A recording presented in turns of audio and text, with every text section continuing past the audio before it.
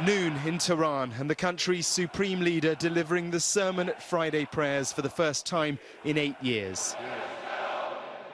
In the complex and opaque politics of Iran, it's moments like this which provide the clues on the country's strength, its direction, the confidence of its leadership. And at an acutely tricky moment for the Islamic Republic, with the assassination of a key figure and the downing of a passenger plane, the appearance alone was an attempted display of national unity. With the country's subservient president watching, the Ayatollah's rhetoric was familiar. These American clowns, who with lies and utter evil say they stand by the Iranian people, they should see who the Iranian people are.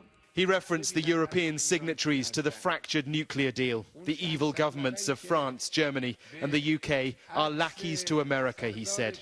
This is something we've come to expect. None of it surprises us. But what we do know is that the supreme leader, because he continues to reject diplomatic off-ramps to de-escalate tensions in the Middle East, today he's facing his worst economic crisis in history, deep domestic unrest. He's facing a crisis of legitimacy and credibility because the Iranian people don't support this regime and they don't believe this regime.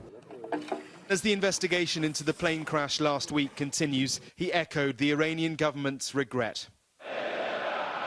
I want to say that to the same extent that we are saddened and felt grief in our hearts by this plane crash, our enemy was overjoyed to the same extent.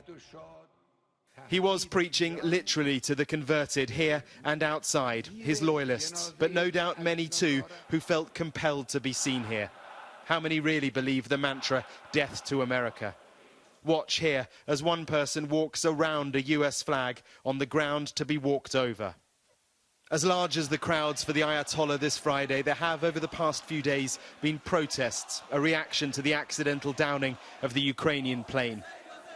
And this movement has followed months of protests against the Iranian leadership itself. Perhaps more than any other country, it is Israel which feels genuinely threatened by Iran, and so they watch it very closely indeed. And it is the assessment here that the Iranian leadership is going through a particularly challenging period. The pressure of sanctions is really hurting. Its influence regionally is under strain. And domestically, those protests are getting louder and louder. Few were predicting the collapse of the Iranian leadership, but what's not clear is whether the pressure it's under and the strains and power struggle within will prompt more aggression or pull Iran back to the negotiations. 57 Canadian citizens were on board the downed Ukrainian plane. President Justin Trudeau insists there will be a thorough investigation into the incident despite Iran's defence of its military forces. We have been assured by Iran, but we are also ensuring through the international community that there be a full international, rigorous investigation on all aspects of this tragedy. That is what we continue to push on.